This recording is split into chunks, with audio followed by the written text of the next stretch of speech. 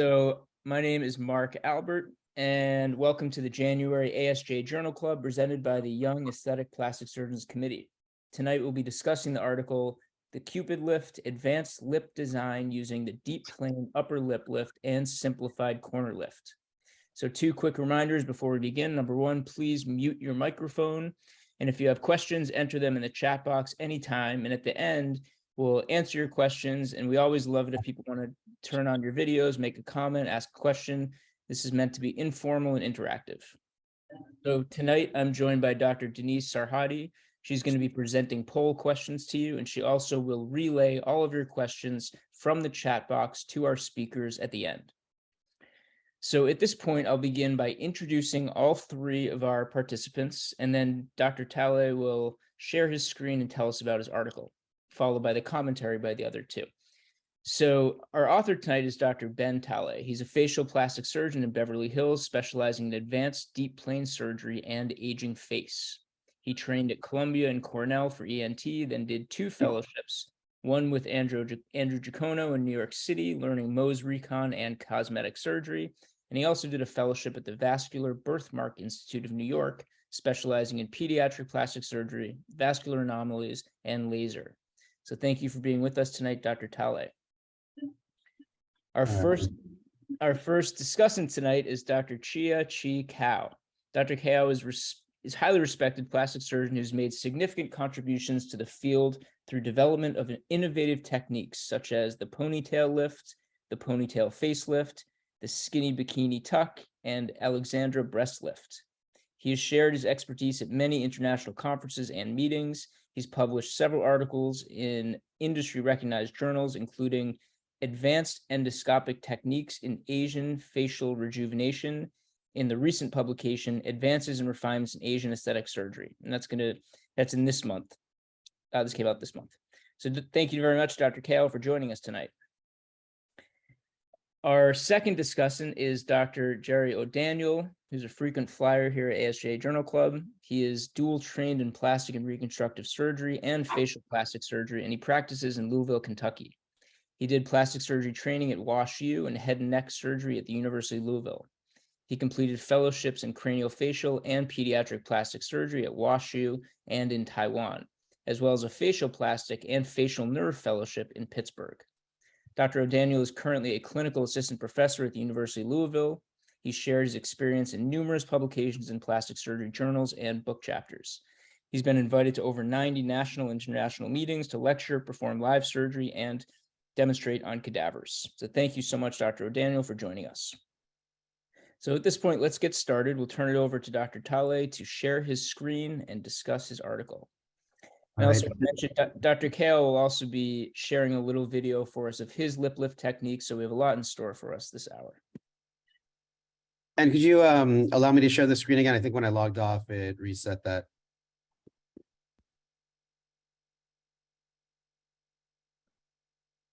Oh, Gabrielle Miotto, look at that. All right, perfect. Let's get that. I do the fancy share where I can like dance on the screen at the same time. Nope, not letting me do the fancy share. Okay, I'll do the basic. No dancing. No dancing tonight. Sorry. All right.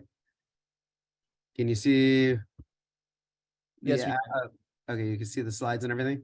Mm-hmm. Okay, fantastic. So I'll go over the Cupid lift. The whole idea behind this is just so you know the background of how I came upon making the Cupid lift was I've been teaching people lip lifting for a long time, and I noticed that after teaching them, a few things would happen. One is they were getting into the wrong plane as I tried to describe to them what the deep plane was on the lip, and the other thing was I tried to explain to them how I design it and how I try to keep the lip balanced and what I do for that.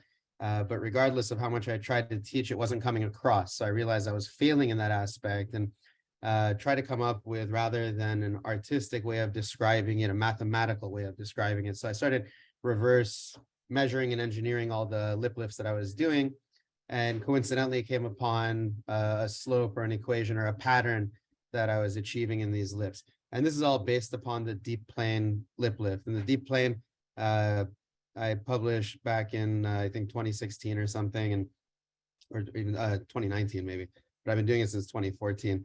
And that describes the technique. This Cupid lift article design describes the design and then brings upon new nomenclature that really helps us understand lip anatomy, which hasn't been described before.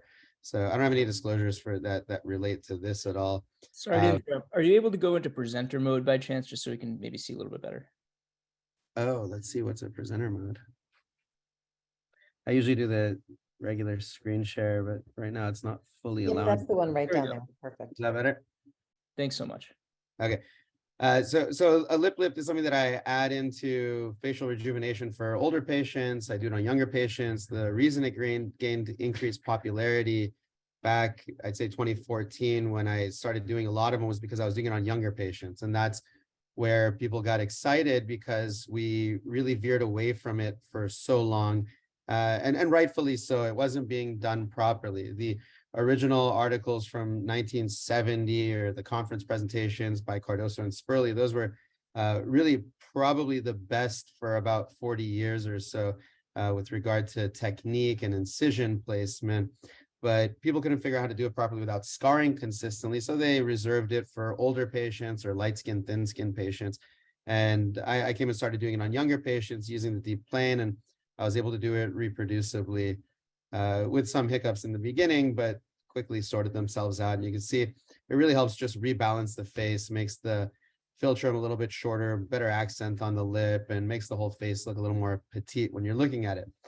And when I look at the lip, the upper lip I'm talking about, I look at the overall shape of the upper lip, but I love to really show people that it's important to have exposure. And just like we've seen on the upper eyelid, where having an even tarsal platform is important, on the lip, having even show of vermilion all the way across from one side to the other is important. And I tell my patients, or I say during lectures, that if you only expose 70% of that lip, your mouth is really only 70% as sexy as it could be, because the lip does portray sexuality and sensuality, and so does an open mouth.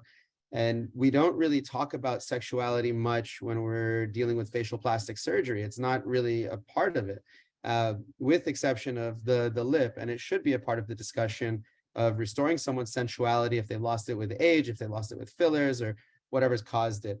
And it's important to know you don't want to change someone's lip too much, but if we're looking at just basic ideals, for me, an ideal lip looks like this. This is my friend's mouth, and it has a nice even slope along the vermilion border, has a little dip in the Cupid's bow, about 2 millimeters, 1 to 2 millimeters, and then slopes down again, has exposure all the way across. And if we're looking here, we call this the chelion or the commissure. Chelion and stomion. And you could have a chelion that's down here and a stomion that's up there. That's more of a sad looking mouth or a centrally accented mouth. And then you have one like this where the chelion is at the same level or just above the stomion. And that makes someone look kind of pleasant and neutral. And I've realized that this is like the canthus of the eye. If you look at the lower lip, just like the lower tarsus, it's nice if it has a little bit of an upturn, inserts there, meets the upper lip at the same commissure, and then has a little bit of an overhang of that lateral lip. So that's what makes the lip sexy for me. As far as the height of the upper lip goes, there is no defined height that would be good. So you can, every article that's been published about height of lip and what a good height is of lip is pretty much useless when it comes to actually operating on somebody. It's nice if somebody just asks you, hey, what are the average lip heights in this world, if you're being quizzed on it. But realistically, when you're applying it to surgery, it is completely useless, and it is counterproductive. So I would not use any of those heights. When we're looking at incisive display, the mouth is one of the areas that is important in communication other than the eyes. And those are the two areas that we look at when we talk, and it's important to have some brightness to it. So it's nice to see the white of the teeth and the white of the eyes when we're talking. And ptosis of the eyes makes someone look tired. Ptosis of the mouth or the lip makes someone look older. And it's nice to have anywhere above 1 millimeter of tooth show. Naturally, you can have up to 8 millimeters of tooth show and function properly and close the mouth properly. But with iatrogenic changes, meaning you're going to do surgery on somebody, you don't want to take it above 4 millimeters, because you will likely cause problems with mouth closure. And this takes me to the next point, which is what are the contraindications of a lip lift. Definitive contraindication of a lip lift is poor mouth closure. So if somebody closes their mouth and dimples their chin and has depression of the corner of the mouth or anything like that, that indicates that they're already having trouble closing their mouth because the upper lip has no depressor function. It only lays there and the lower lip has to come up and meet it. So if somebody is already straining, anything you do will make it worse. And you can test for that by having them close their mouth and then you lift the lip a little tiny bit. And if they have a reflex that their chin goes up like that, I didn't name the reflex, but it's there, then you might not want to do the lip lift. Other than that, if somebody looks very exaggerated already with really sharp accents and really severe angular depression, you don't want to do a lip lift. You're just going to make it worse in those cases. I don't want to spend too much time on this, more, focus on the Cupid, but this is the background to how and why I designed everything. As far as upper and lower lip ratio, again, good for general understanding, but it does not make someone prettier or better looking to take them to any of these ratios that we've learned. It doesn't do that. You have to look at someone's mouth and see what's going to balance for them. What we do know is that you don't want an upper lip that's bigger than the lower lip because that imbalances somebody and it makes them look like they have an overbite, an overjet, and the maxilla looks too prominent or too full, or the upper lip looks imbalanced compared to the lower. So other than that, you can go pretty much 50-50 or less on upper lip to lower lip. And as far as the heights go, the height of the upper lip, when you're determining it, these numbers of 11 millimeters, 12 millimeters, 14 millimeters, they mean nothing. You want to look at the face and see what's going to match. If somebody has a big wide nose, you can't put a short lip. If someone has a big tall chin, you can't put a short lip. You have to just make it fit overall. And you're negotiating that height against the rest of the face, against how much incisive display you want. And that's the real kind of taste in all of this that you have to develop. The other cool thing that you could do with lip lifts is you look at the character of the lip, and understanding the relaxed contention lines helps you understand character. Two ways that the character of the lip can change is along the vermilion border. Along the vermilion border, if someone's mid lip over here is too high, they look like they're snarling and they're angry. The other is the internal arc of the lip. If the internal arc of the lip is nice and smooth and has the shape of an internal arc, that's a nice, pleasant, sexy lip. If your central tubercle is more exaggerated than the paramedians, you call that an M-shaped lip, and that looks more kind of like a thin, villainous lip. It doesn't look as nice. It makes someone look a little angry, sometimes a little older. And you can change that while you're doing a lip lift by doing internal work, like a paramedian VY-plasty, which is what I did on this patient, or you can trim the tubercle if you need to.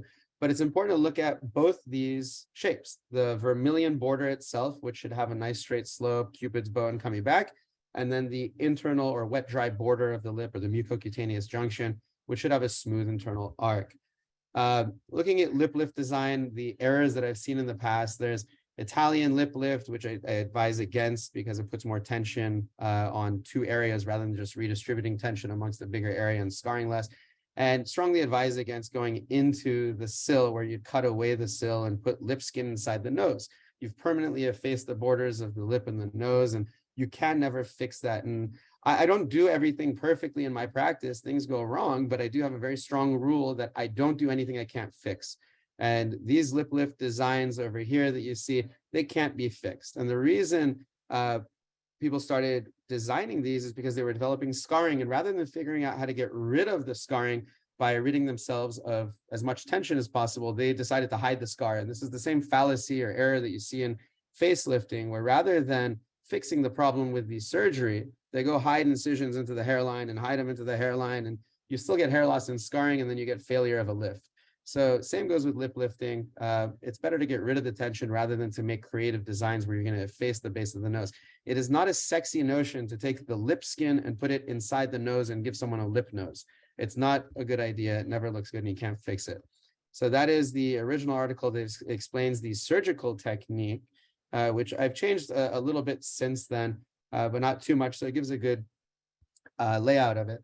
I didn't get to include any of that into the next article, which was the one that we're discussing, just because it was already too convoluted of an article, and this would have just made it more convoluted. So, and understand that this is a convoluted article, and I really had no choice other than publishing a series of like 10 articles at once to describe every little thing, because a lot of this stuff hasn't been described before, and it's not kind of, not flying by the seat of my pants, but I've been developing this on my own as I go. A lot of this stuff didn't exist in the literature, and I kind of made it up as I went. And it's hard to introduce something like that in an article in an organized fashion, especially when you have a brain that doesn't work well like mine. So the point of this paper was really to find how to lift someone's lip in a balanced fashion.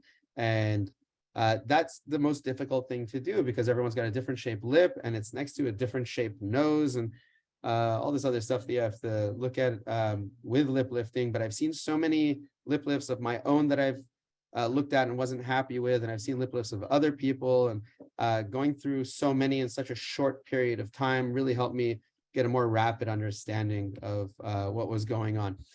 So I base the design upon the relaxed skin tension lines that have been described before, but they were never named. So I had listed the letters on them for C for the central line, which is the columellar line, mid-columellar line coming down. So C for columellar is center. P is your peak, your philtrum, paramedian, any of those. I is your intermediate, and D is your diagonal. So these are the important relaxed skin tension lines. There's an outer line as well, which helps you determine the height of your corner lift, and then there's your nasolabial fold. If you smile, you'll see it looks like a globe. So I call this a relaxed skin tension line globe because it does go around the mouth like that, and it looks like a globe. I called this Cupid lift because I was sitting there 2 years after I wrote this article like 3-4 years ago, and I was just sitting there 3 years ago probably. And I sketched out things a million times. And when I went back to finally organize my thoughts, I saw, oh my God, I wrote the acronym Cupid there, CPID. And I'm like, holy shit, we all try to make acronyms for our surgeries to be cool. And this kind of just happened. And that's what I named it. And that's what I'm going to open my little lip centers as, a Cupid lift. And so I'd appreciate if you guys want to use it. Just use like deep plane lip lift. I'll be using Cupid if you don't mind. But that's where it all came from. Here, you can see one of the important things that I got out of this is I figured out something where my failures were happening on the side of the mouth. And this is a subnasal lip lift. And a subnasal, a lip lift refers to anything that's going to lift the upper lip. It could be subnasal, it could be intranasal, it could be along the vermilion, direct vermilion, and corner lift. These are all upper lip lift procedures. A subnasal upper lip lift lifts the upper lip anywhere between where the nose lies and the nose suspends. And so I found out that if you look at the diagonal lines of the lip, which we drew out from the internal sill going out along the relaxed skin tension lines or the pores, this delineates the difference between the subnasal lip and the subfacial lip. And this is a very, very important delineation because the subnasal lip ages in a very different way than the subfacial lip. The subfacial lip droops down with the face in a much more exaggerated fashion because it's hanging from the cheek, where the subnasal lip is suspended by the base of the nose, which has ligamentous attachments deep to it and stays higher.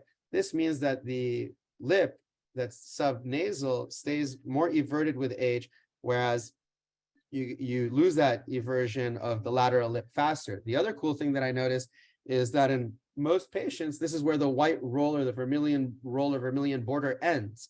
So if you look at the vermilion border, it's really the vermilion border of the subnasal lip. There is no vermilion border or white roll going in the subfacial lip. And this is important because we use that to our advantage to do corner lifting. And corner lifting can be done pretty safely without scarring in the large majority of patients. Some of them do need lasers, but if you stick to this kind of rule of, staying lateral to that white roll, and it doesn't scar very much. So the subnasal and subfacial lip, it's a very interesting concept because it also helps injectors. You'll notice that if you inject the subnasal lip, you get more eversion, and you inject the subfacial lip, you can't evert that part. And that's why we struggle on some patients more than others. Patients with a wide nose, wide lip, they're more evertable. So it's just a cool concept to look at.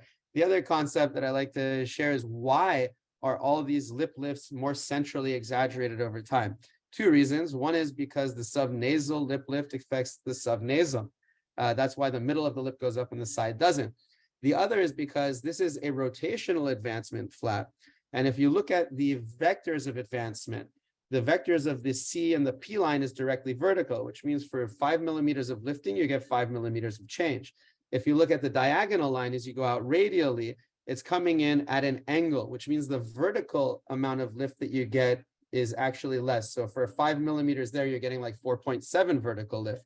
So the more outwards you go, the less vertical change you actually get. And this is why I show the Pythagorean theorem, where you can see your hypotenuse is C and your vertical limb is A. For a C of 5, you're going to get an A of like 4.7. So as you go out Laterally, you lose that unless you go recruit more skin, which I don't like to do for a large number of reasons. These are the failures that I saw. So if you look at my classic lip lift design before I was doing this Cupid lift, you can see the patient on the left side over here beforehand dips off a little bit more, and you can see I failed there. She doesn't have exposure of the lateral lip.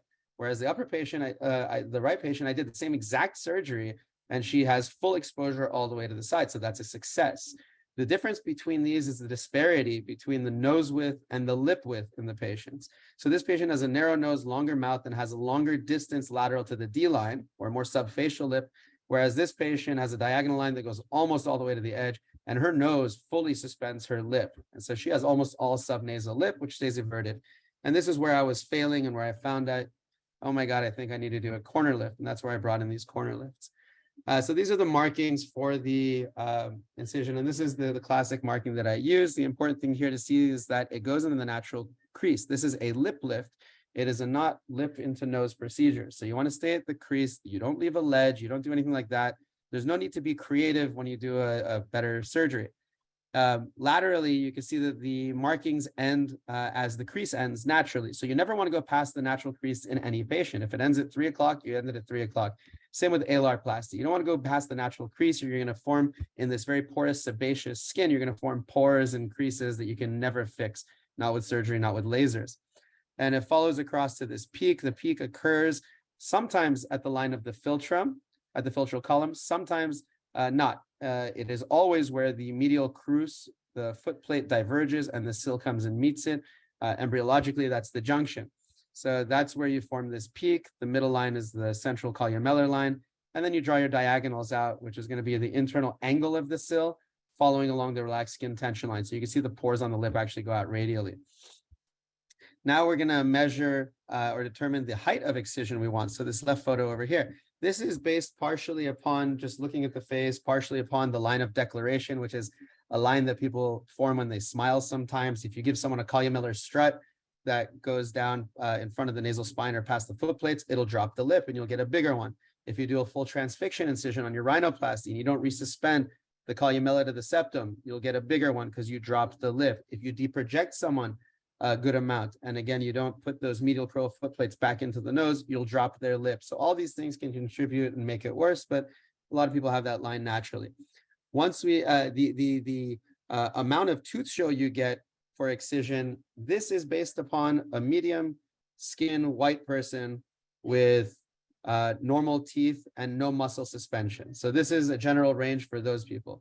I've been studying over the last 1,000 patients. I have 1,000 photos I've looked at to try to see how much incisive display change you get with or without muscle suspension.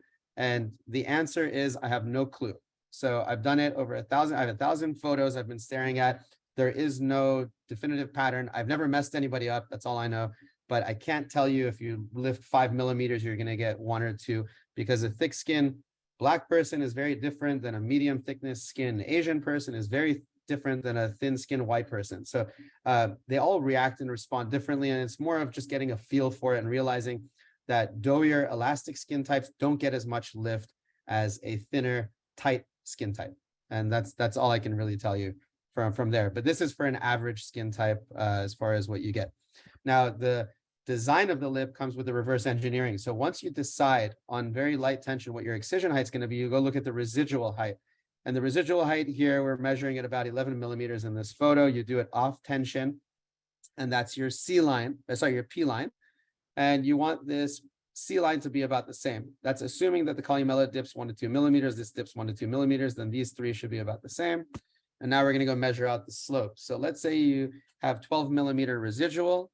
Now you're going to add 2 millimeters here on the eye line. You mark 14 millimeters, you add 2, you add 16 millimeters. And this is your slope. This is your slope, and this shows you where you're gonna make your excision markings. So you mark them in a reverse fashion. If there's a huge drop off over here, then measure in between them with a 1 millimeter difference, if you know what I mean. So 14, 15, 16, and then you can see if it's gonna be a gradual drop off or not. If it's not a gradual drop off and the D line needs more excision, you have to take it from down here from your corner lift. Okay, that's another complicated thing. We'll stay out of that. The other cool thing is if you draw a horizontal line out from your diagonal, you can drop that line down the same height as the D line, meaning D line is 16, outer line is 16, and then that gives you the height of your corner lift. So there's no way that anybody's ever measured this in the past of how to measure a corner lift.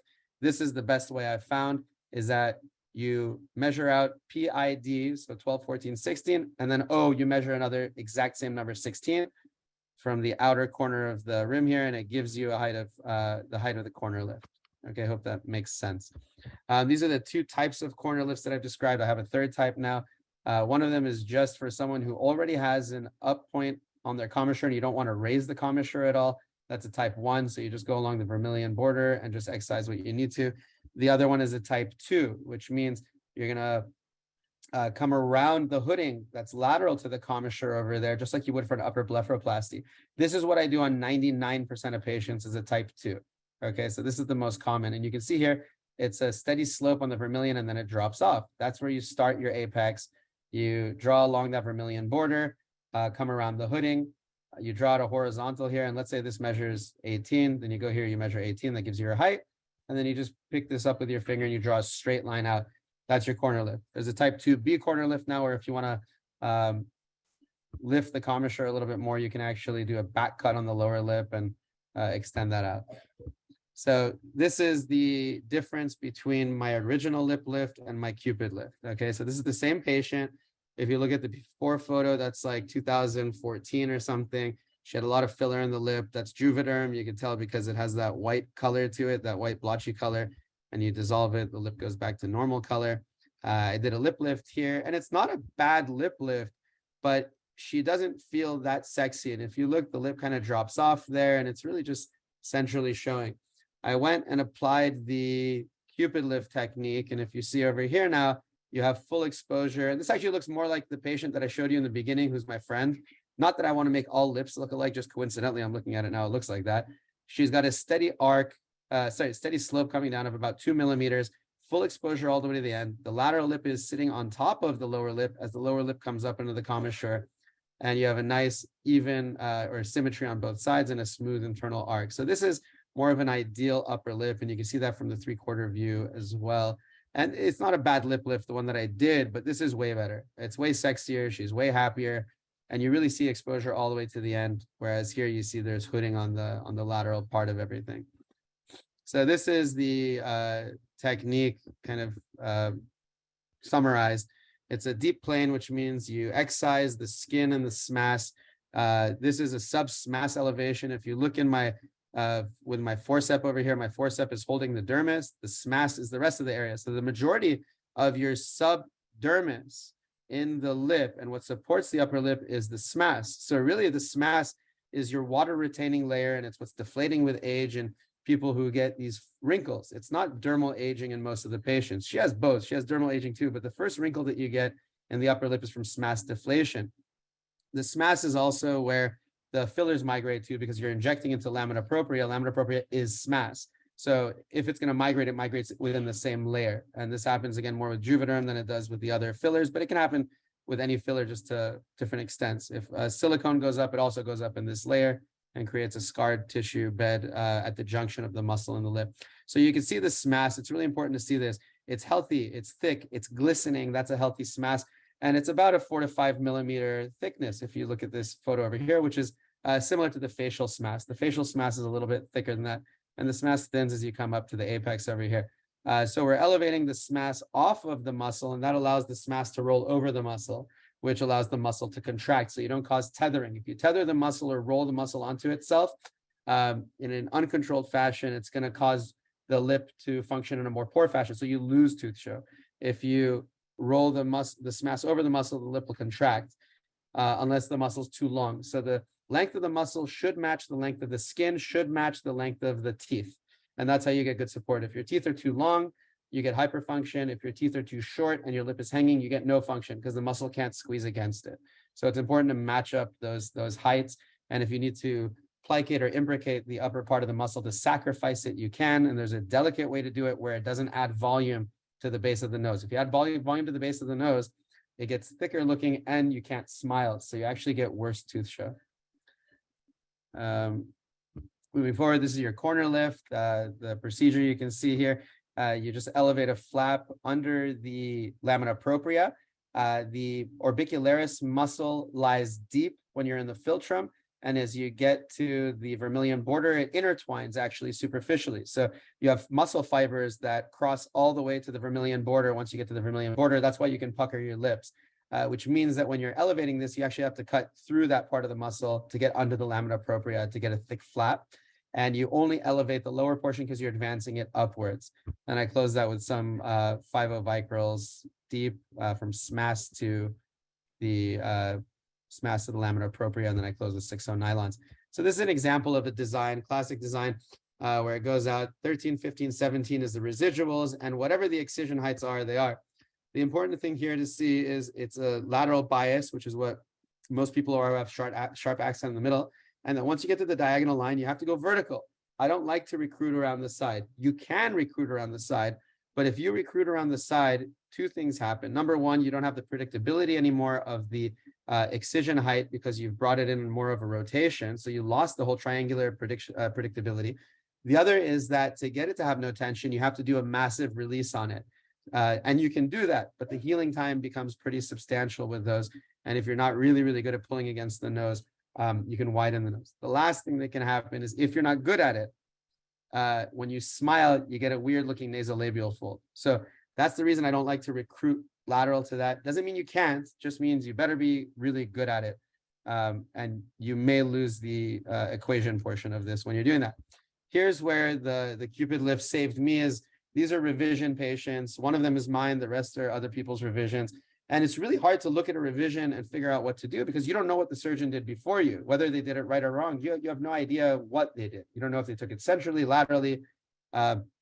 So with this, it becomes a little more mindless. I just measure out the patient and now I know what my equation is supposed to be. So like this patient over here was my revision that I showed you guys of the patient that I did the Cupid lift on after I did the regular lip lift. And you can see I went back and redesigned it 11, 13, 15, 15.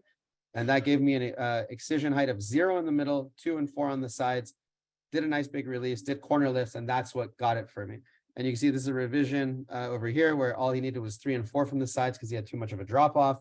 And a patient who's asymmetric with a twist, and you go and measure it out and see it's just 1, 2, 2.5 over there. So it's really, really helpful for those kind of cases.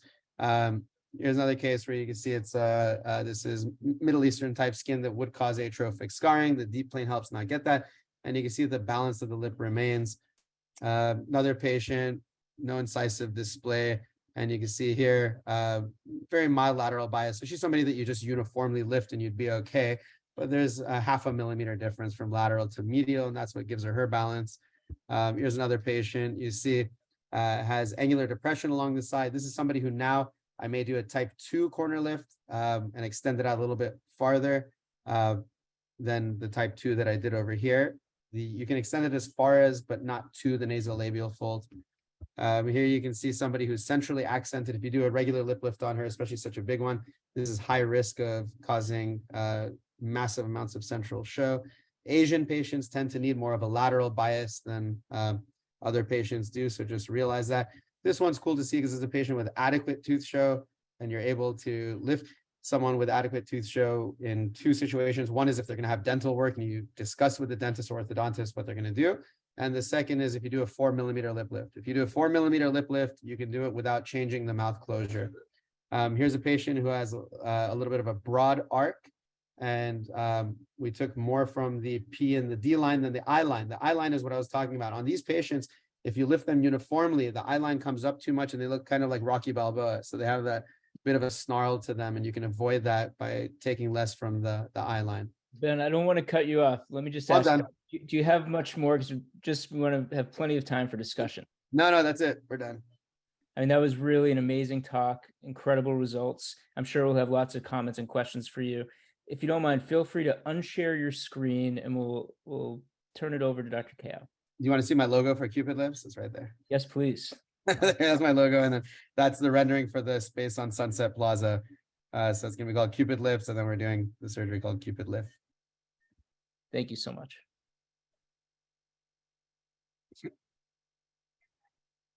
Okay.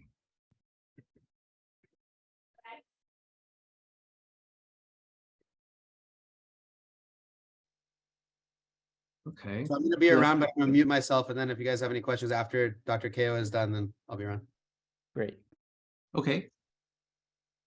Can you see my screen? Yes, we can. Okay, so this is my version of my lip lift, and I kind of preface is saying that I don't. Ben does about 90%, 99%. He does a corner lift, and I try to do it without the corners, and I try to do an internal corner lift, and I'll show you what I mean by that. Can I advance this picture? Click on that. Hold on a second. Okay, can you see me? Okay, so I mark the patients with patients sitting up usually, and I just kind of follow the junction between the sill and the lip skin, and I call and because I want to get a little bit more resection, I think. And this is kind of it's not what you take, is what you leave, right? So I usually leave about 1 centimeter to 1.3 centimeters length of the lip, and the section is very carefully done, and is done with a little low cutting and a low setting. I'm taking the skin off of the fibrofatty tissue underneath there, and then I began doing the internal corner lift by dissecting on top of the type 2 SMAS all the way down to the level of the commissure. Okay, so I want to get down to and past the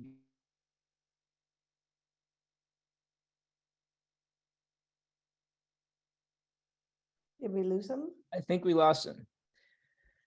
But perhaps if Dr. O'Daniel is with us, we can turn it over to him, who wrote an excellent commentary to this article. And I'm really excited actually to hear your thoughts on this. And then we'll go back to Dr. Kao when he's back with us. All right. Thanks, Mark. This is a tough article. As Ben said, it sat on his desk for 3 years trying to figure out how to put it together. And the reason it's so tough is every lip is different, and every lip is has to fit on the face, as he so elegantly has told us in his presentation. And you know, he's building centers around the world now. And if you look at ISAP's data came out today, there were 750,000 lip lift, not non-surgical, not lip lifts, but surgical procedures. I don't know if they're lip lifts or fat injections or lasers, but 750,000 procedures were done to the lips last year in the world. So the popularity is here. The problem is a lip lift operation is exceptionally difficult to do. I've been doing lip lifts since the 1980s. I'm a cleft surgeon by training, and we did a lot of lip lifts in the 80s and 90s, and we all kind of abandoned it. A lot of the reasons we abandoned it partly were the scars, but also because we over elevated the central aspect of the lip. If can I share my screen here? Can you Sorry. this week? I apologize. We just had a little blackout in the building because of the storm here in LA. That's okay. Maybe we'll so- finish with Dr. O'Daniel, if you don't mind, and then we'll go back to you. He was about to share his screen. Thank you so much.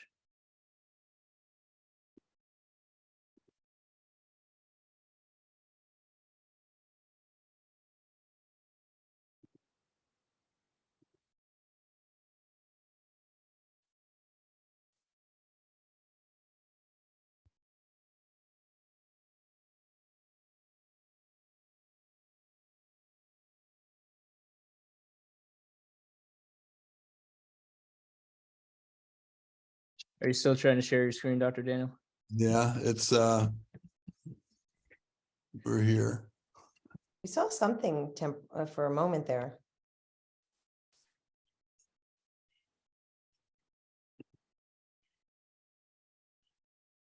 There it is. Here we go.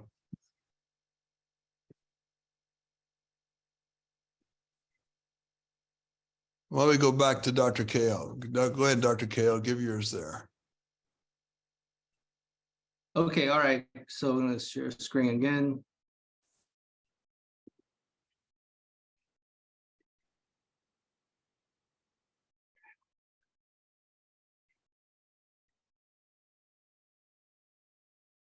Share.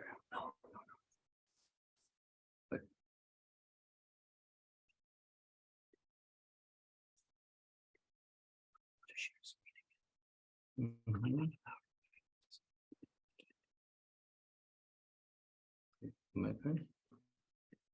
Share. Okay, can you see me? We can see you. Sorry, all right, so going back, so once I've dissected that, I have a cardinal suture right here from the from this deep dermis to the nasal spine here, and I'm using a 3-0 Ethibond suture as a permanent suture, and these are the one on each filter column. This is the cardinal sutures, and then now I'm starting the internal corner lip. So I'm grabbing the orbicularis about a midpoint of the lip, and I'm taking that a bite with that same Ethibond suture, and I'm anchoring to the piriform ligament. Okay, and that's done all the way across the base of the ala of the nose. Okay, so I'm just kind of walking the suture immediately. So there's a number of sutures that is being placed. I'm looking at the teeth, the teeth showing, and make sure that they're showing equally on the table.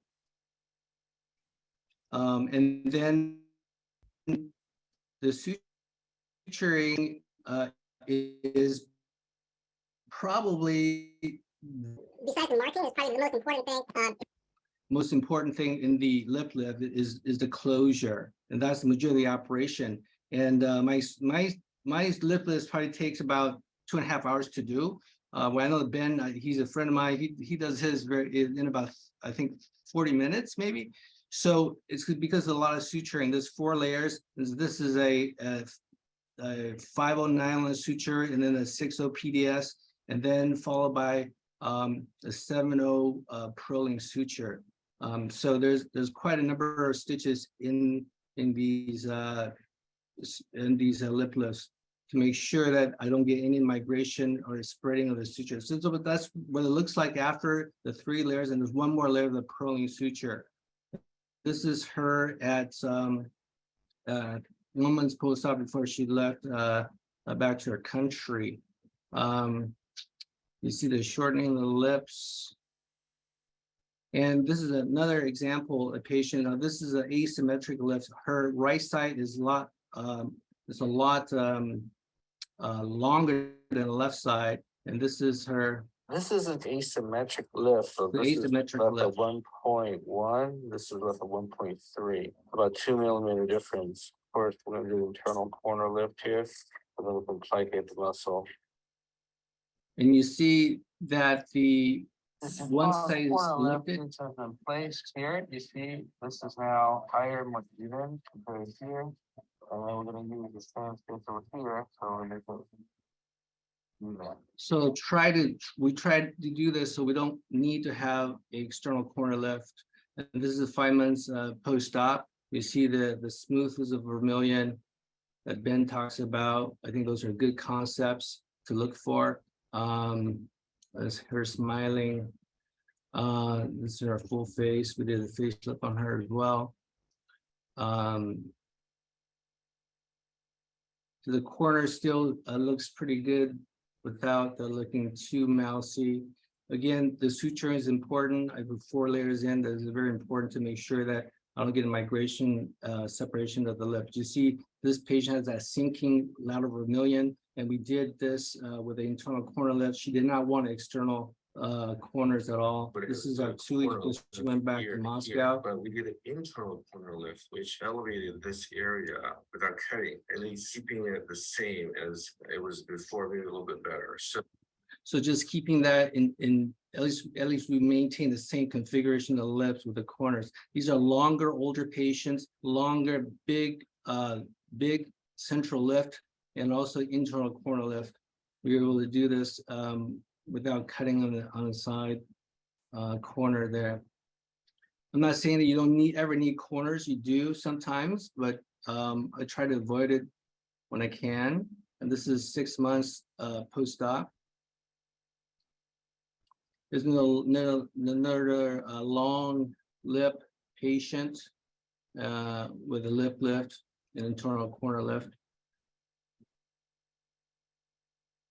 2.5 years post-op. Finally, another one with that sinking lateral vermilion. I think this is a difficult one because the lip is so thin laterally, and we were able to evert it with our dissection and application of muscle. So Ben talks about never to go into this inside the nose. I think you have to look at the nasal anatomy. When the nasal anatomy, the nasal sill is very distinct. Like this patient, it's a no-brainer. It's you just follow the nasal sill and you follow it. You have a good delineation between the lip and the nose. You put an incision there. It's not very noticeable. It works out great. And also this lip, we also fat graft the lip as well. And I know Ben does say that you should never fat graft the lips, but we do it all the time. We do it on almost every lip that we do. And this is her post-op at 9 months. But we have patients when there's patients who have these sort of like Okay, so this is the market for the lip lift. with So an indistinct instead of sort of a like 40 amorphous centimeter, type of we're gonna excise the rest. intersill. Okay, so this is the columella here.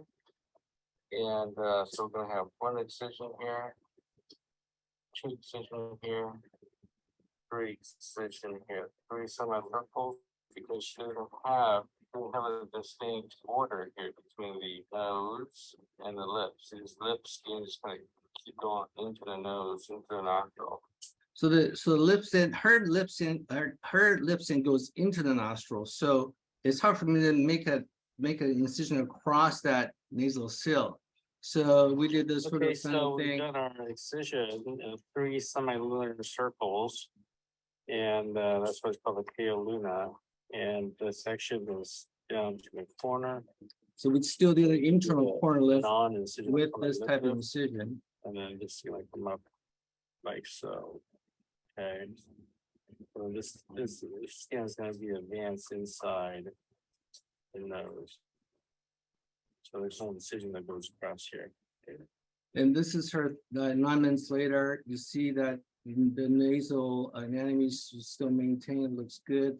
The lip is lifted, is elevated. And she did not have rhinorrhea as well. This is her post-op.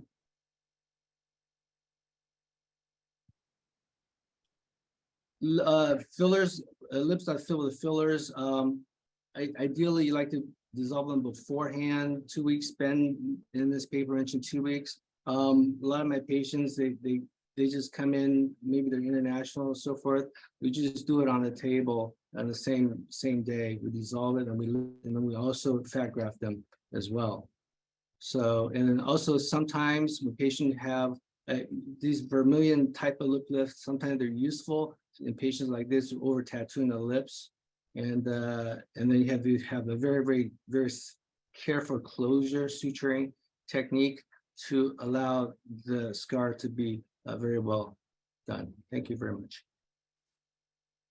Well, thank you. That was really an amazing talk and amazing results as well. Dr. O'Daniel, should we go back to you?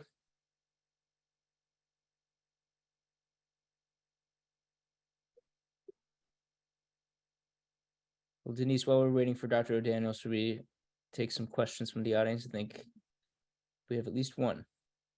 Yeah, for sure. So let's see, oh. Are we doing? Dr. Go O'Daniel, are you sharing your screen?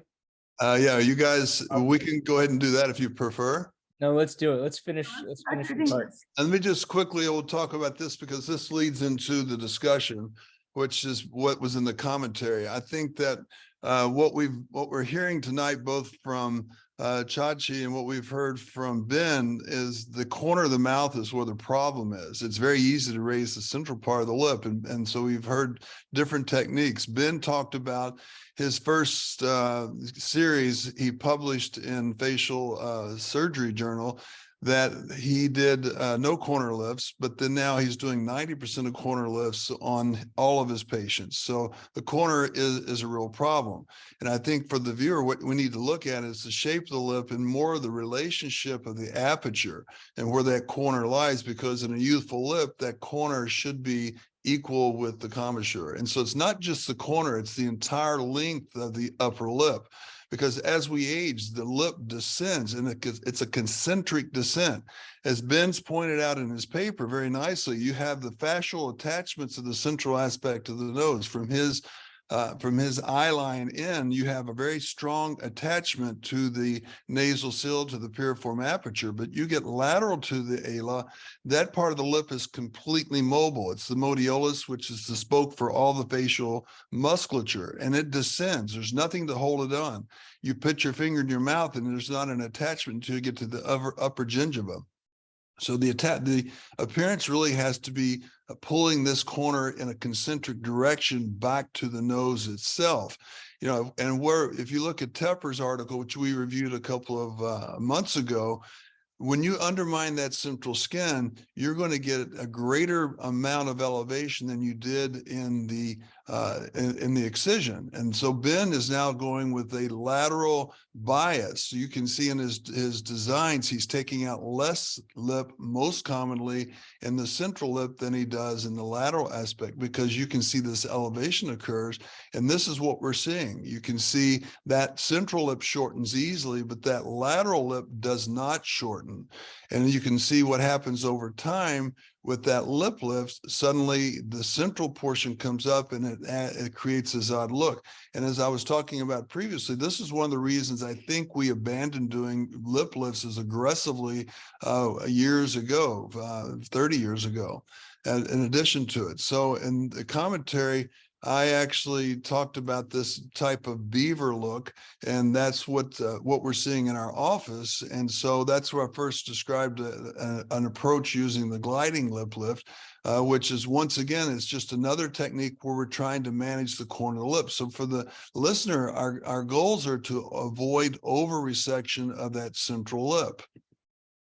And then if you go to a paper that was written by Bernd Vanderleest, it talked about the corner of the lip that was difficult. We published in this, the gliding lip, where you can just do an isolated commissure or alar excision, elevating the central lip with that net application. And then you see a 1-year post-op. So I think what we need to start evaluating is the relationship of the aperture to the commissure. In addition, we need to be looking at the central lip. So what I'll do is, I won't go into, well, quickly, what we're doing essentially is descending this. So Ben talked about the SMAS. The reality is, I don't know that it's truly a SMAS layer, but it is definitely a thick fibro-fatty layer with septi that go from the muscle to the skin, and that's what creates the vertical rhytids. And interestingly, when you start doing these lip lifts where you're detaching the skin from the musculature, you'll find that the upper 1 centimeter lip is densely adhered to the underlying musculature. But when you get a centimeter below the nose, below the ala, it almost falls apart like butter. Your scissors fall into this gliding plane. Though in plastinations and histological examinations that Leonard Manelli has done with Brian Mendelsohn in Australia, there's a tight attachment of this musculature to this fibrofatty layer to the skin. So there's really not much of a gliding plane. If you think about it, that's the reason we have facial expressions so nicely. So what Chachi is doing is, as well as I'm doing, is releasing laterally and less central lift, because as Oren Tepper showed us, it's very easy to over elevate that central lip, and then that net redrapes and closes the dead space. And through these dissections, what we're now can get this concentric elevation, lifting this, and this is without skin excision, where you can see we're looking at the relationship of the upper lip as well as the relationship to the lower lip. So as Ben pointed out, it's not just the upper lip, but the lower lip. So I'm going to jump off of that and point out some other things that Ben talked about and Chachi talked about, which is the impact of hyaluronic acid on our patients. We're publishing our series now, putting it together, the first 200 gliding lip lifts. 87% of our patients presented with hyaluronic acid in their lips. And so I, like Chachi, it's hard to get them in the office early, but the ideal situation, as Ben says, is try to melt it 2 weeks before surgery if you can. And you have to understand, as Ben pointed out in his paper, not only does it dissolve the hyaluronic acid, but it also seems to destroy the natural tissue. So the HA destroys the normal architecture, and then you dissolve it, and there's further destruction. So those people have to be prepared for some pretty bad looking lips for a few weeks. So they have to be committed. When you dissolve it on the table, which I do if I can't get them in the office beforehand, the problem you have is you can't get rid of all of it, and you end up with postoperative asymmetries. That HA holds fluid. Even though your design is perfect, your early period after surgery, the first weeks to 6 weeks, you can end up with asymmetries that are not related to your surgery, but related to the presence of those hyaluronic acid. And I'm going to ask both Chachi and Ben to comment on that. The next thing I want them to comment on is it's the animation and movement and management of these patients postoperatively. It's not a simple operation to do, and it's not a simple operation for us to take care of them after surgery. Even the young patients where I'm not taking too much or much dissection, their smile is different. They're tight across their nose. They're itchy from the incision. Their nose feels itchy, and it's from that subnasal incision. So I manage that with 5-FU and steroids periodically, and I'd like to hear what they have to say about it. The third question for them is, what do you do when you over elevate the central lip? How do you bail yourself out? If you've never done it, it's really great, but that's a really hard thing to do. So I won't build up any more questions. So we'll go back and let those guys maybe answer that for us. Ben, tell us about your HA experience and what your thoughts are on that. If Ben is still with us. Yeah, I'm here.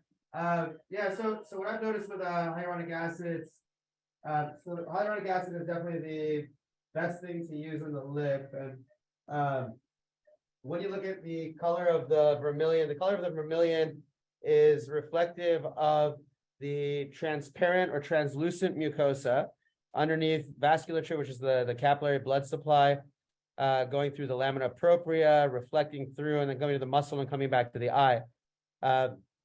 So HA, hyaluronic acid gels, are actually they incorporate better into that lamina propria than anything else does. And when you look at it open, like during a corner lift or something, it actually looks kind of natural if it's done properly. The other things you can put in there, people put in Radiesse. That's probably the worst thing in the world to ever put in. It just calcifies the area and makes it stiff. Sculptra calcifies it, makes it stiff. It's supposed to be soft and supple. Fat is something we use. I put very, very, very minor amounts of fat when I do fat, just because I don't want to change the color of the lip. So I tend to break it down into kind of a micro and inject very, very little. But I do very frequently put nanofat, because nanofat will stimulate the lamina propria or the SMAS of the upper lip and kind of rejuvenate it, makes it more hydratatory. When you have filler in there that's over expanding, it's a microcystic kind of expansion, meaning it's a gel that permeates the entire SMAS or fascial layer or the submucosal layer that's there. And when you have that for a long period of time, it kind of stretches out the fibers. And if you go dissolve somebody who's young, who hasn't had that much filler, they rebound and they're resilient, and it's not a big deal. You don't even need to refill it. If it's somebody who's older and they're really, really overstretched, that's the opposite end of the spectrum, then you get a collapse. And that collapses completely, turns darker because it's not reflecting light as well. And you just have to go put filler back into it. So I tend to have patients dissolve 2 weeks before. I would do 6 months before to allow proper rehydration, but it takes 2 weeks to really rehydrate the lip. And I do it 2 weeks before because I don't want them walking around deflated forever. Come back 4 days after to dissolve again if needed. And then by the 2 week mark, they're fairly rehydrated. When you go into these patients to do a lip lift, if you dissolve the philtrum, you'll see that SMAS layer is kind of thinner and it's sticky. It doesn't have that gliding plane that it used to, and it's a little harder to elevate, and it doesn't retain water as well. And in those patients, if you elevate them concentrically, as we're talking about, they can get a pleat or an indentation along the diagonal line. And all you need to do is get some filler at the end of the case and reinflate the SMAS once it's closed. And I just use like Restylane Kiss or something like that pretty easily. I find it's most predictable. So Ben, while you're there, what about the movement issues? You, in your paper, I've listened to your talks and talked to you about it, and I've read all your early versions of it. You have to hold their hand for a while after surgery. I mean, the lip lift has been advertised as very simple, no recovery, can be done by anyone. That's not been my experience. How do you manage these patients, and what's your feeling on that? So it is the most difficult procedure to heal from on the face in the first 3 months, whereas the nose is the hardest kind of over the first year, I'd say.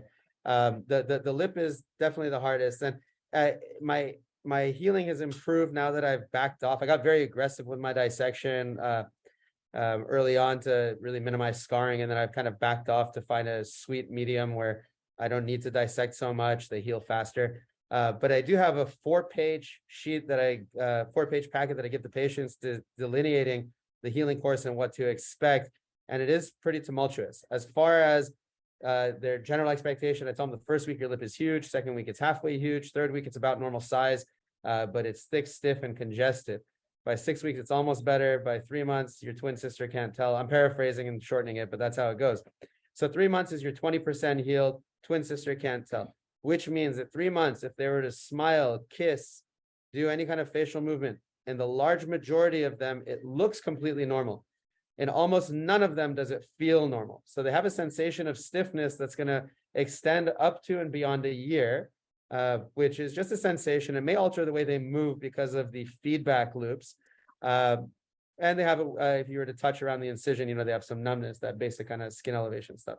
So in the smaller subset of patients, very uncommon to go beyond 3 months. I do use 5FU. I just inject it once at the nasal base. And by the time they come back, whether it was the 5FU or not, it's better at that point. And they smile great. And if we take a photo, the photo looks fantastic, but they just say they have a sensation of stiffness. And I try to tell them the difference between actually being stiff and sensing stiffness.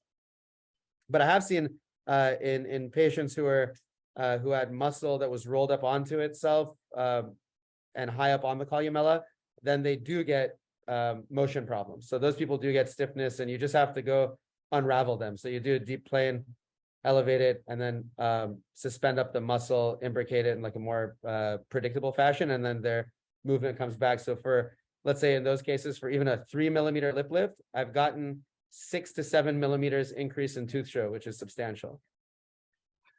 Can I have a comment on that? I think that a little bit different than what I do. Ben, you dissect centrally down, halfway down the lip. I don't dissect it at all centrally, because I feel like when you release the skin and then you lift it up, the skin can stretch, so it takes away a little bit about the predictability of how much you lift centrally. And also, I think when you do that dissection centrally, I think a lot of swelling comes from there. That's one thing. In terms of the fillers, again, I think that I don't do it 2 weeks before. I just do it on a table, and I try to counteract the effects of the hyaluronic acid, hyaluronidase, with a little fat in the lips, just to maintain the plumpness, that they don't get over deflated. Well, Denise, why don't you take over if you don't mind? So we want to make sure to get to all these audience questions and comments. Sure, thank you. So Ben, the first question goes to you. One of our participants, Dr. Buchanan, wanted to know if you've kind of gone through this a little bit throughout the discussion, but if you can sum up, what were your technical or design differences between your old lip lift and the new lip lift?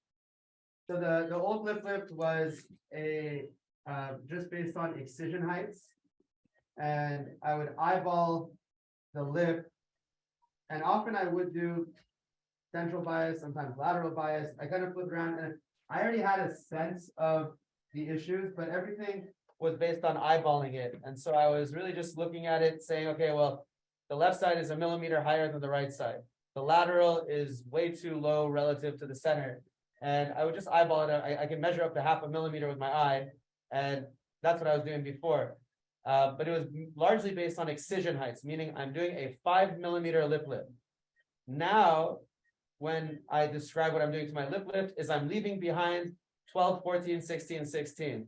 So that's how I describe it to my residents who are here. I say I'm leaving behind 12, 14, 16, 16, type 2 corners, nasal base suspension, muscle suspension. And it's really just measuring what you're leaving behind rather than what you're taking away. Are you doing more lateral lip lifts now than you used to? It's not about, it's per patient. So some patients are 5 millimeters uniform all the way across. Some patients are 4 in the middle, 4 in the intermediate, and then I need to take like 6, 7 from the side. So it's really based upon the lip shape, but I'm definitely getting better lateral lift than I used to, more predictably, and better symmetry by far. The other thing I'm getting is better character, because patients like the one that I showed you with the arcing in her lip, now I see it clear as day, and I'll get rid of the arc by taking less from the intermediate line and more from the surrounding lines. And so you drop that line and you lift the other lines, and it looks like a straighter slope rather than an angry lip. So the character of my lips has improved. They all look nicer now, like nicer people. And one more question for you. Why don't you do fat grafting in the lip? Or why don't you do as much as Dr. Kao, for example, would do? So fat grafting, if you open the lip, there is no fat in the upper lip. Lamina propria is a fascial layer. It might have micro stranding of fat, but really you don't see the color yellow in there. So number one is the color of the lip changes. If you put a decent amount where it blocks the passage of light, so it gets a little more of a white lip. If a bump or a lump happens, it's very hard to get rid of. You have to surgically get rid of it usually. I like fillers better, so I don't mind doing repeat injections on people. And it's not that you have to do it that often. And the other issue with fat is that it never fully incorporates. Which is actually a good thing, because if you ever go to take fat out of a lip, it's very easy because it never incorporated. So it doesn't like scar into the surrounding area, it just kind of sits there. And you can go just, spread and it pops out. So I tell patients if they need a big volumetric improvement, I'll just add a little bit of filler later, and it's a lot easier to fill somebody after they've been lip lifted, which is a big benefit to it. I just like the color of it better, and I'm very, very, very into color at this point. So I just stare at people's lips, and I don't like seeing vascular blush. And the other thing about fat grafting the lip is it's not fully controllable. It is, an injection, and injections, whether it's hyaluronic acid or fat or anything, it can move as you're injecting it. And when you're injecting near the vermilion border, it can end up in the philtrum, and you can get a fullness there that you don't really recognize for a long time. So all that said, I do fat graft the lip, just very small amounts, and very kind of thin type of fat. So I make it like what I call micro. And then nano fat I do all the time, because the fat doesn't even survive, but then the lip hydrates itself better. So it actually does increase in volume naturally like that. Okay. Dr. O'Daniel, you mentioned hyaluronidase as potentially prolonging the recovery. I don't think that's exactly what you meant, but one of our participants wants to know that do you think that the hyaluronidase also damages the hyaluronic acid in the skin, somehow damages the tissue as well? Well, that's a hard question to answer. I'm going to share this slide with you. And can you see this picture? Yes. So this particular patient has a huge amount of filler in their lip. You can see the Tenel sign. And so I'm, unlike Ben, I fat graft every patient for 5, 6, 7 times a week.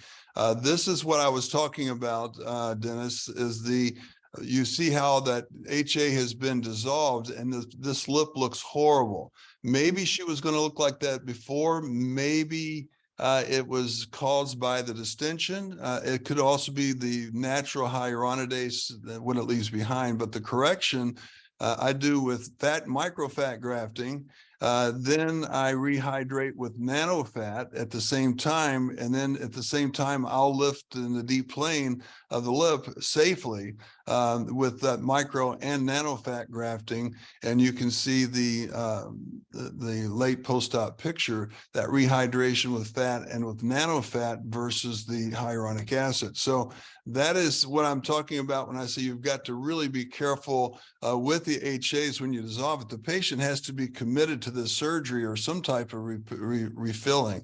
To refill that lip with HA, it would take a lot of HA. And I think that in my hands, I think the fat is more controllable than the filler, because I know, Ben, you and Chachi and the people who've done this deep plane lift, we find this HA, I find it in the base of the nose. It travels, it never goes away. It migrates all over the face.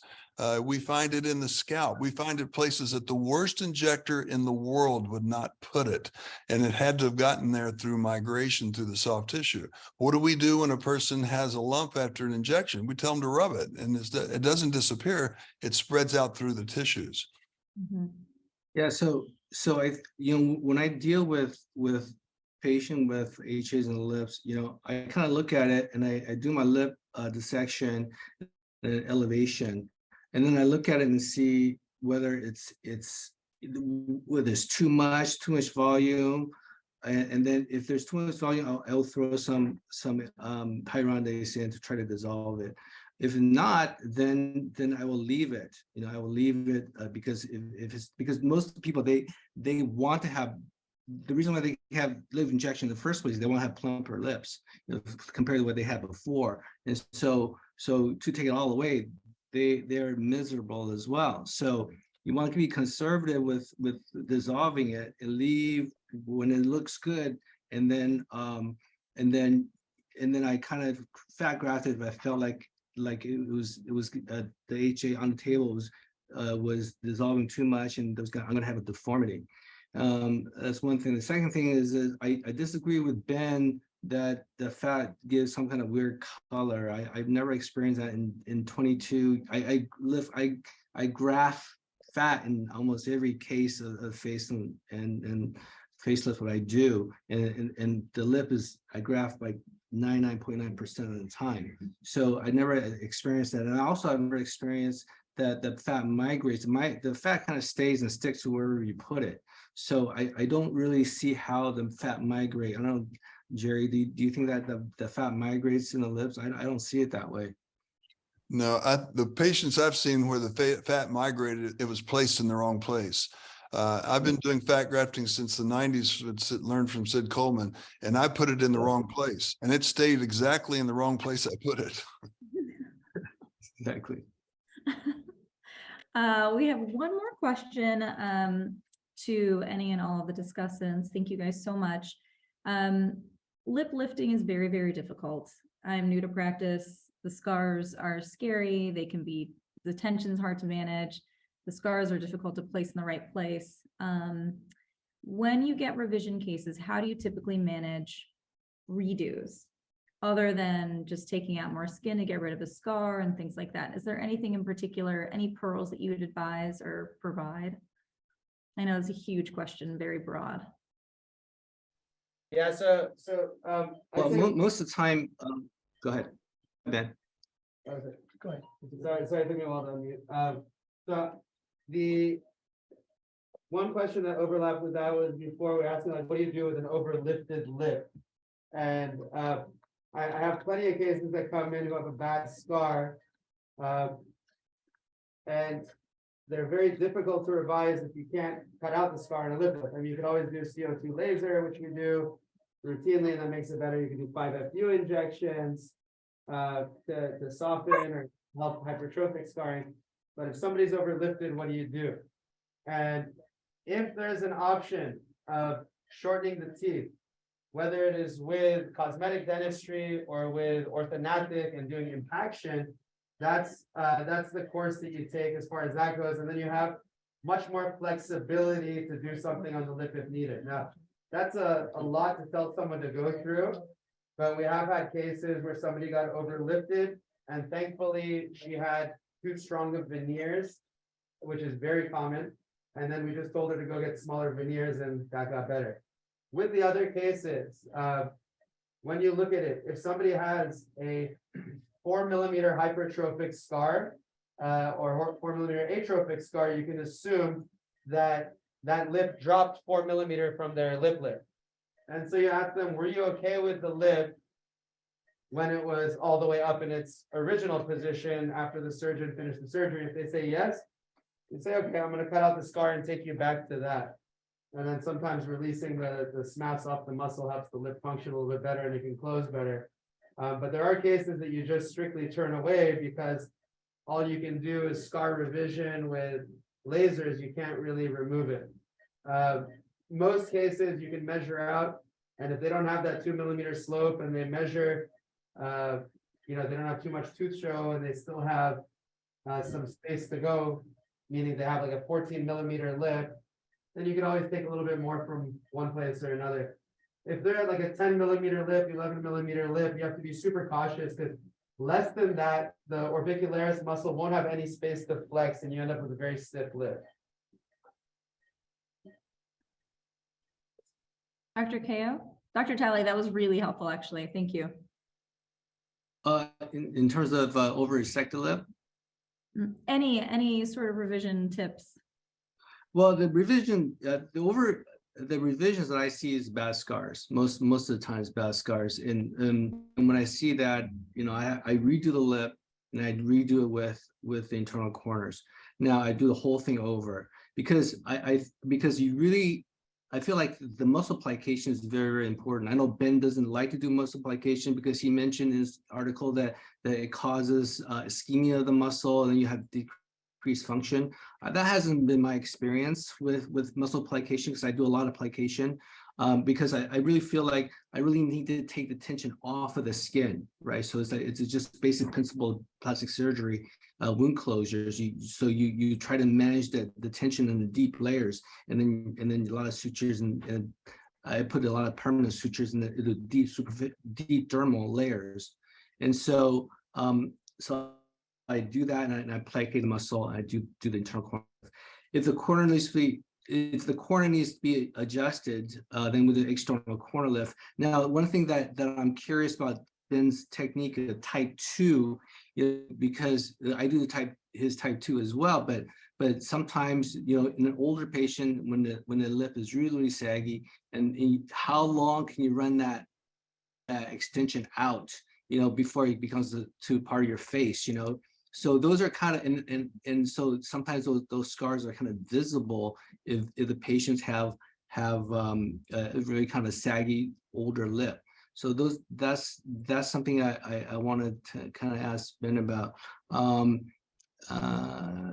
In terms of over-resected lips, I mean, I think I had one patient I thought I kind of overdid it in the beginning, and I just kind of waited, and this is an older patient, and with like 3 months was still over, I see some lip strain when she's talking, and then 6 months, 9 months, it came down. The lip does drop. It does drop. Be patient, and probably after 6 months, if they're still the wounds well healed, then I'll probably ask them to kind of pull on the lip a little bit. Just ask them to stretch the lip a little bit. Once the scar is healed, because you see that some African tribes, they have these lip, the plates in the lip. The lip does expand, so you can try to do some expansion of the lip, and I think that could be helpful.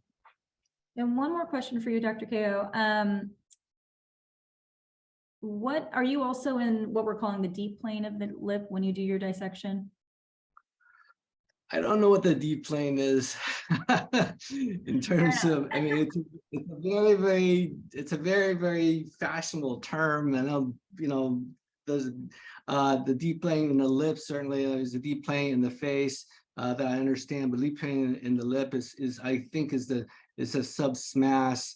But is there a SMAS in the lip? I don't know. Jerry called it type 2 SMAS. I heard him talked about in one of the meetings one time. So I'm not even sure what that type 2 SMAS is versus type 1. So I know that when I'm dissecting, the the tissue off of the muscle, there's a little fibrous layer that's there that I'm grabbing. So that's what it is. On dermis then. None of us What's is, that? so none of you are on dermis directly. No. essentially. No, you want to see clean muscle. You want to take that tissue off the muscle plate, and then so now you got this the skin dermis, epidermis, dermis. Then you got some fibrofatty tissue, and there's a little glistening layer or something there. And my bite of that first layer suture is in that layer.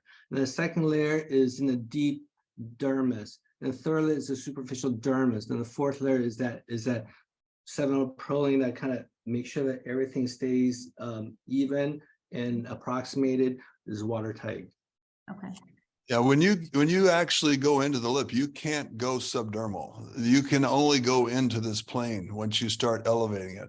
The dermis and that deep fibrofatty tissue with those vertical septi to the muscles is so tightly adherent.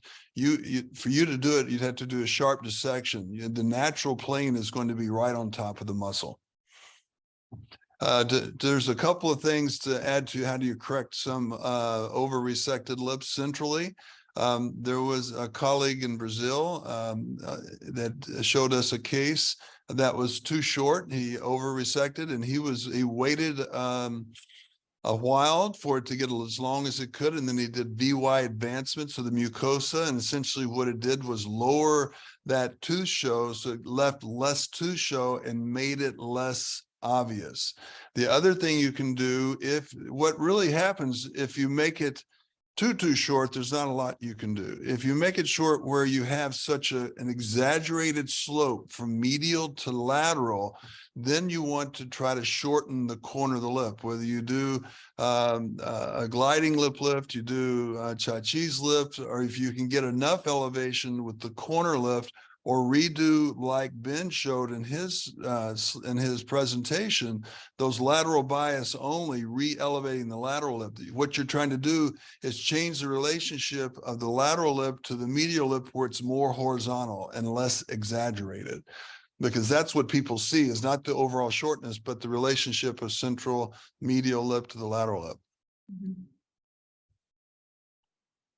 Wonderful. All right. Thank you guys so much. So, yeah, I echo what Denise said. Thank you to our three talkers. This really was an amazing discussion, and I think we could go for another hour and a half. Thank you so much to Phaedra, as always, for making tonight such a success. And we will see everyone back here in March for our next journal club hosted by the ASJ Next Generation Editors. Thanks, everyone, for joining us, and have a great night. Thank you. Thanks, everybody. Good night. Thank you.